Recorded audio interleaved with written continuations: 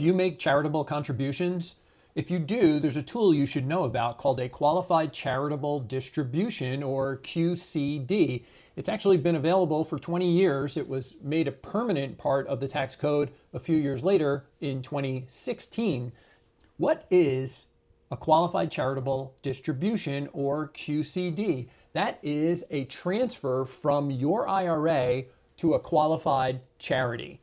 Money goes from your IRA custodian, think your bank or your broker, and it goes to an organization, not to you.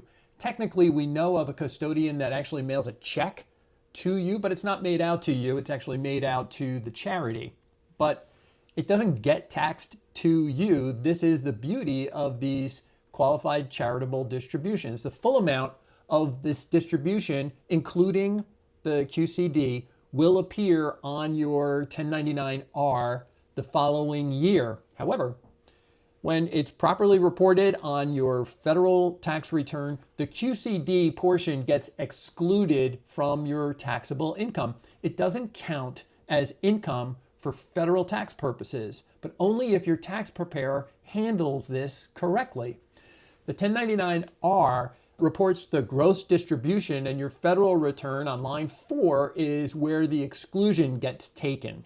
I think a really important distinction to make, though, is a charitable deduction reduces your tax after the fact, after you make the contribution.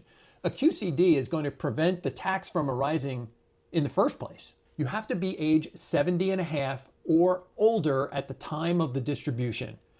The eligible accounts that you can make a QCD from, it's got to be a traditional or contributory IRA, a rollover IRA, or an inherited IRA, which opens up a whole new avenue of ways to make contributions. The receiving organization has to be a qualified 501c3 public charity.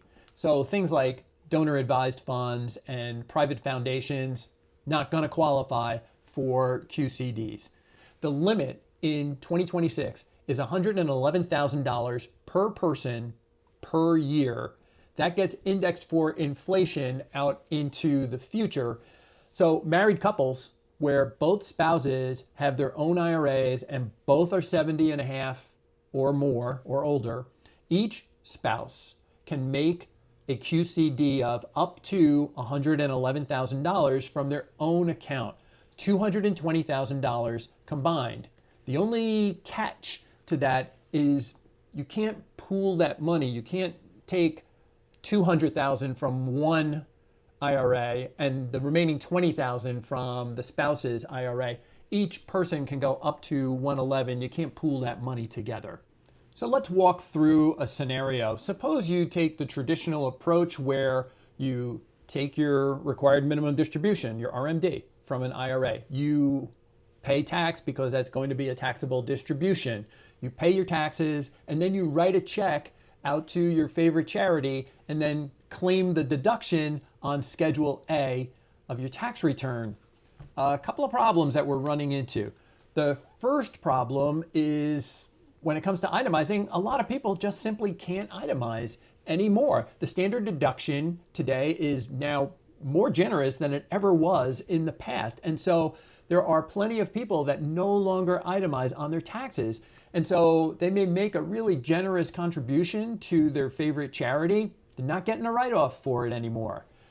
That tweaked a little bit last year with the One Big Beautiful Bill Act. Non-itemizers can now deduct up to $1,000 in charitable cash contributions. So a married couple can do $2,000 without even itemizing.